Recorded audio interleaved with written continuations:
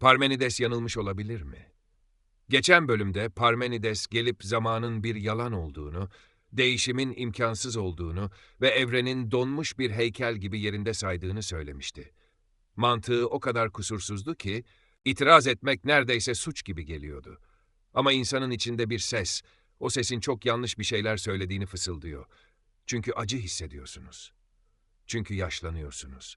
Çünkü sevdiğiniz insanlar bir gün yok oluyor. Parmenides'in o dingin ve değişmez evreninde bunların hiçbiri olmamalıydı. İşte tam bu noktada tarihin en büyük itirazı Efes'ten yükseldi.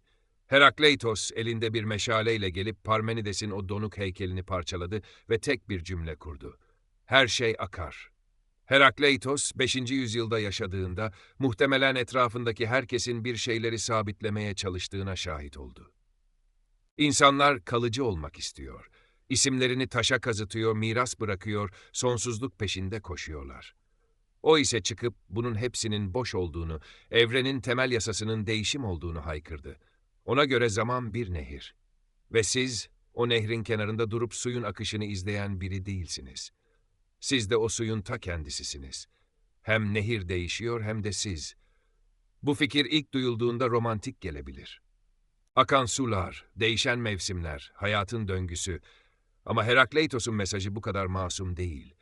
Onun söylediği şey, güvende hissettiğiniz her şeyin aslında sürekli bir yanış ve tükeniş halinde olduğu. Bu güvensizlik insanı ilk başta korkutur. Ama biraz durup düşündüğünüzde asıl korkunun değişmemek olduğunu fark edersiniz. Değişmemek donmak demektir. Donmak ise ölmektir. Aynı nehre 2 kez basamazsınız. Herakleitos'un en meşhur sözüdür. Aynı nehre 2 kez basamazsınız. Bu cümle o kadar çok tekrar edildi ki, anlamı sıradan bir özdeyişe dönüştü.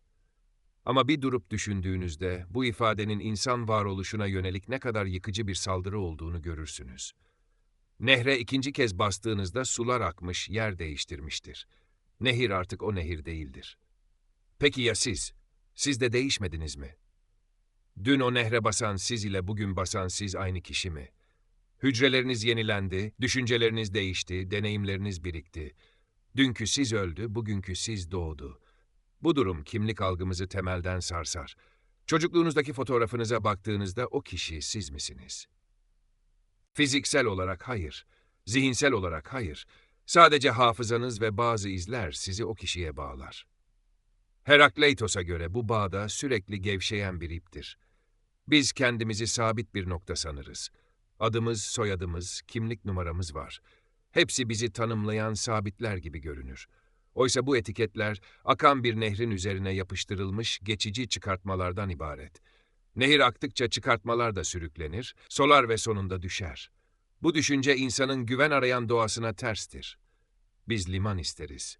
Herakleitos ise bize okyanusun ortasında sürekli sallanan bir salda olduğumuzu söyler. Ve daha kötüsü, salın tahtaları bile sürekli değişiyordur. Sizin dün sahip olduğunuz yetenekler bugün yok olabilir.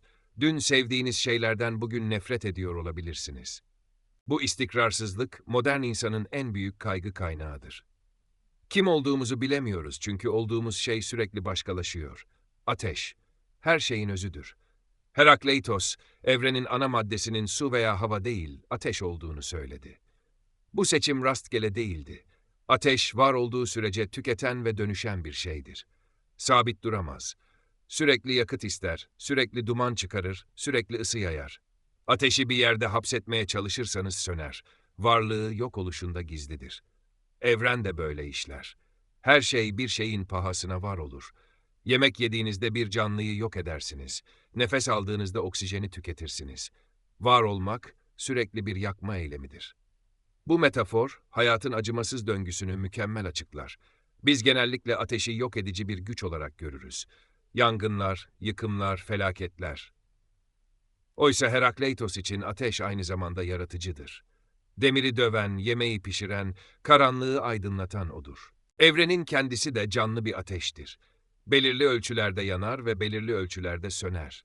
Bu ölçüye evrensel yasa diyor. Yani evreni yöneten akılsal kural. Her şey akıyor ama bu akış keyfi değil. Bir düzeni var. Kaos gibi görünen her şeyin arkasında görünmez bir matematik işliyor. Sabahın geceye, kışın yazına dönüşmesi rastgele değil. Bu ateşin dansı. Biz ise bu dansın içinde savrulan kıvılcımlarız. Parlayıp sönen, var olup yok olan geçici ışıklar. Modern hayatta bunu en çok tükenmişlik sendromunda görürüz. İçimizdeki ateşi o kadar çok yakıyoruz ki yakacak bir şey kalmıyor. Sonra sönüyoruz.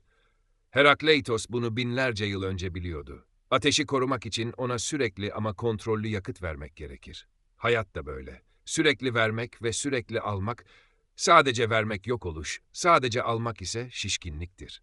Çatışma her şeyin babasıdır. Burada işler biraz daha karışıyor ve Herakleitos'un en rahatsız edici tespiti devreye giriyor.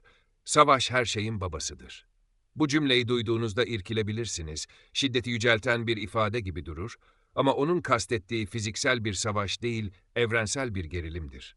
Varlık zıtlıkların mücadelesinden doğar. Gündüz olmasaydı geceyi anlayamazdınız. Açlık olmasaydı tokluğun değerini bilmezdiniz. Hastalık olmasaydı sağlık sadece bir kelime olurdu. Biz genellikle bu zıtlıklardan birini ister, diğerini reddederiz. Sürekli mutluluk, sürekli başarı, sürekli huzur peşinde koşarız. Herakleitos ise bunun imkansız olduğunu söyler. Zıtlıklar birbirine muhtaçtır. Bir yayı düşünün. Oku fırlatmak için ipi gerersiniz. İp gerildiğinde iki uç birbirine zıt yönlere çeker. İşte o gerilim okun fırlamasını sağlar. Gerilim olmasa hareket olmaz. Hayat da böyle. İstediğiniz ve istemediğiniz şeyler arasındaki çatışma sizi ileriye taşıyan motordur. Sorun şu ki biz bu gerilimi bir hata sanıyoruz.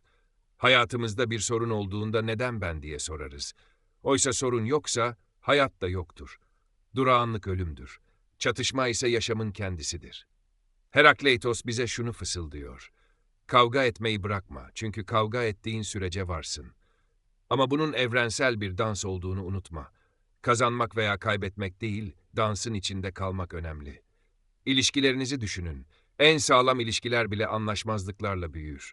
Sürekli aynı fikirde olan insanlar sıkılır. Aradaki sürtüşme, ilişkiyi canlı tutan şeydir. Toplumsal düzende öyle. Adalet, haksızlık olduğu için vardır. İyi, kötü olduğu için tanımlanır. Kötülüğü yok etmeye çalışmak, iyiliğin de tanımını yok etmeye çalışmaktır. Bu kulağa korkunç gelebilir ama evrenin işleyişi budur. Uyuyan insanlık ve evrensel yasa. Peki madem her şey bu kadar net, madem evren bu ateşin dansı, neden bu kadar mutsuzuz? Herakleitos'a göre sorun şu, insanların çoğu uyuyor. Uyanıkken bile rüya görüyorlar. Kendi özel dünyalarında yaşıyorlar. Evrenin ortak yasasını görmüyorlar. Herkes kendi doğrusunun peşinde koşuyor. Oysa tek bir gerçeklik var ve o da değişim. Biz değişime direndiğimiz için acı çekiyoruz. Bir anıya tutunuyoruz, o anı değişmiş. Bir kişiye güveniyoruz, o kişi değişmiş. Bir plan yapıyoruz, evrenin akışı planı bozmuş. Biz sabit limanlar ararken, evren sürekli hareket eden bir okyanus. Bu uyku hali bizi kendi kendimize yabancılaştırır. Başkalarını yargılarız çünkü onların bizim gibi düşünmediğini görürüz. Oysa Herakleitos der ki, herkes aynı yasaya tabi. Sadece çoğu bunun farkında değil. Uyanık olan azınlık ise bu akışa direnmez. Akıntıyla yüzmeyi öğrenir. Değişimin kaçınılmaz olduğunu kabul eder. Yaşlanmaktan korkmaz çünkü gençliğin de bir geçiş olduğunu bilir. Kaybetmekten korkmaz çünkü kazanmanın da geçici olduğunu görür. Bu bir kabulleniş değil, bir uyanıştır. Gözlerinizi açtığınızda dünyanın daha korkunç ama aynı zamanda daha gerçek olduğunu görürsünüz. Rüyadaki konforunuz gider ama gerçekliğin gücü gelir. Çoğu insan uyanmak istemez. Çünkü uyanmak, sorumluluk almaktır. Uyumak ise başkalarının rüyasında yaşamaktır. Reklamların, toplumsal baskıların ve başkalarının beklentilerinin rüyası. Herakleitos sizi bu toplu uykudan uyandırmaya çalışır. Ama uyanmak acıtır. Işık gözünüzü alır. Kendi içinizdeki savaşı kabul edin. İnsanın en büyük çatışması kendisiyledir. Ne istediğini bilmez. Ölümsüzlük ister ama bunun için gereken değişime yanaşmaz. Hem eşsiz olmak ister hem de topluma uymak. Hem özgür olmak ister hem de güvenlik. Bu içsel çatışma, evrensel savaşın küçük bir yansımasıdır. Herakleitos'un felsefesi bize bu savaştan kaçmamayı öğütler. Kendi çelişkilerinizle barışın. Çünkü siz de bir ateşsiniz. Bazen parlarsınız, bazen sönersiniz, bazen yakarsınız, bazen yakılırsınız. Bu bir hata değil, doğanızdır. Modern dünya bize sürekli bir en iyi versiyonunuz olmamızı söyler. Sanki ulaşılacak bir zirve varmış gibi. Oysa zirve yoktur. Sadece tırmanış vardır. Tırmanışı bıraktığınız an düşüş başlar. Herakleitos'un evreninde durmak yoktur. Ya akarsınız ya kurursunuz. Bu baskıyı üzerinizden atın. Mükemmel olmaya çalışmayın. Akışta kalmaya çalışın. Hatalarınız, çelişkileriniz ve değişimleriniz sizi siz yapan şeyler. Onları törpüleyerek pürüzsüz bir heykele dönüşmeye çalışmayın. Siz heykel değilsiniz. Siz ateşsiniz. Heykel dışarıdan gelen bir darbeye dayanır ama ateş içten gelen bir enerjiyle yaşar. Kendi içsel enerjinizi bastırmayın. Toplum sizi kalıba sokmaya çalışacak. Siz o kalıbı kırın. Çünkü kalıp donmaktır. Donmak ise ölmektir. İçinizdeki sesi dinleyin. O ses size sürekli değiştiğinizi hatırlatacak. Bu hatırlatma bazen rahatsız edici olur. Ama gerçek olan tek şey budur. Zamanın acımasız ritmi. Zamanın bir nehir olması, onun merhametsiz olduğu anlamına gelir. Nehir geriye akmaz. Dökülen su geri gelmez. Yaptığınız hatalar, kaçırdığınız fırsatlar, söylenmemiş sözler, hepsi akıp giden sular. Pişmanlık nehrin kenarında durup geçen suyu geri çağırmaya çalışmaktır. Bu enerjinizi boşa harcamaktır. Herakleitosçu bir bakış, geçmişe takılı kalmayı reddeder. Çünkü geçmiş artık yok, gelecek henüz yok, sadece şu an var. Ve o şu an bile siz onu deneyimleyene kadar değişiyor. Bu düşünce insanı hem özgürleştirir hem de yalnız bırakır. Sorumluluk tamamen sizde. Kimse gelip sizi kurtarmayacak. Evrenin bir planı yok, sadece bir akışı var. Bu akışın içinde kendi anlamınızı yaratmak zorundasınız. Bu korkutucu bir özgürlük ama aynı zamanda hayatı dolu yaşanmanın tek yolu bu. Sonlu olduğunuzu bilmek, attığınız her adımı değerli kılar. Sonsuzluğunuz olsaydı hiçbir şeyin aciliyeti olmazdı. Ölüm, hayata anlam katan sınırdır. Nehrin bir yatağı olmasa, su sadece bataklık olurdu. Sınırlar sizi tanımlar. Ölümünüz sizi tanımlar. Bu yüzden ölümü bir son olarak değil, hayatın bir parçası olarak görün. O olmadan hayatın bir şekli olmazdı. Yaşam ve ölüm bir ve aynıdır. Herakleitos'a göre yaşam ve ölüm birbirinin zıttı değil, birbirinin devamıdır. Uyku ve uyanıklık gibi, gençlik ve yaşlılık gibi, biri varken diğeri yok olmaz, sadece form değiştirir. Ateş söndüğünde duman olur, duman dağıldığında hava olur, hiçbir şey yok olmaz. Sadece dönüşür. Biz ölümden korkuyoruz çünkü yok olmayı sanıyoruz. Oysa yok olmak diye bir şey yok. Sadece başka bir forma geçiş var. Bu, ölümsüzlük vaadi değil, dönüşüm gerçeğidir. Siz öldüğünüzde bedeniniz toprağa karışır, topraktan bitki çıkar. Bitkiden hayvan beslenir. Siz evrenin döngüsüne geri dönersiniz. Bireysel bilinciniz son bulabilir ama varlığınız devam eder. Bu düşünce, ölüm korkusunu tamamen yok etmez ama onu anlamsızlaştırır. Korkulacak bir yok oluş yoktur. Sadece değişimin kaçınılmaz bir durağı vardır. Sonuç olarak akmak, Herakleitos bize konforlu yalanlar sunmaz. Size her şey güzel olacak demez. Size her şey değişecek der. Bu değişim bazen acıtır, bazen iyileştirir. Önemli olan direnmek değil, uyum sağlamaktır. Ateşin dansına katılmaktır. Parmenides'in donuk evreninde hapsolmak yerine Herakleitos'un akan nehrinde yüzmeyi seçmek, hayatı kabul etmektir. Evet, güvende olmayacaksınız. Evet, her şey değişecek. Evet, bir gün yok olacaksınız. Ama en azından yok olmadan önce gerçekten var oldunuz. Akıntının içinde kıvılcım gibi parladınız. Belki de bilgelik, değişmeyen şeyler aramak değil, değişimin kendisinde huzur bulmaktır. Nehrin sesini dinlemek, ateşin çıtırtısını duymak ve kendi içinizdeki savaşın aslında evrenin nefes alışverişi olduğunu anlamak. Siz bir hiçsiniz ama aynı zamanda her şeysiniz. Çünkü siz de o akışın bir parçasısınız. Direnmeyin, akın. Bu akışta tutunabileceğiniz tek şey anın kendisidir. Geçmiş bir hayalet, gelecek bir hayal, sadece şu an gerçek ve o bile elinizden kayıp gidiyor. Onu yakalamaya çalışmayın. Sadece akışına izin verin. Bir sonraki bölümde. Peki eğer her şey akıyorsa bu akışın bir anlamı var mı? Yoksa sadece boş bir dönüş mü? Herakleitos değişimi mutlak kıldı ama Platon çıkıp durun dedi. Ona göre zaman, ebediyetin hareketli bir yansımasıdır. Gökyüzündeki gezegenlerin dönüşü aslında mükemmel olanın bu kusurlu dünyadaki ritmidir.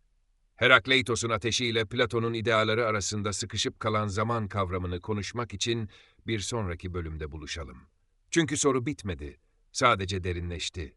Ve cevap, sandığınızdan çok daha uzakta. Eğer bu video size ben de bu sorularla boğuşmak istiyorum ama nereden başlayacağımı bilmiyorum hissi verdiyse, zaten doğru yerdesiniz. Aylak felsefeci tam olarak bu his için var. Her hafta böyle işe yaramaz ama kafayı yiyen sorular soruyor, cevapları değil, soruların kendisini kovalıyoruz. Beğenin ki algoritma bu saçmalıkları daha çok insine göstersin. Abone olun ki yalnız olmadığımızı bilelim. Yorum yazın ki düşüncelerimiz de aksın tıpkı Herakleitos'un nehri gibi. Ve unutmayın, aylaklık zihnin özgürlüğüdür.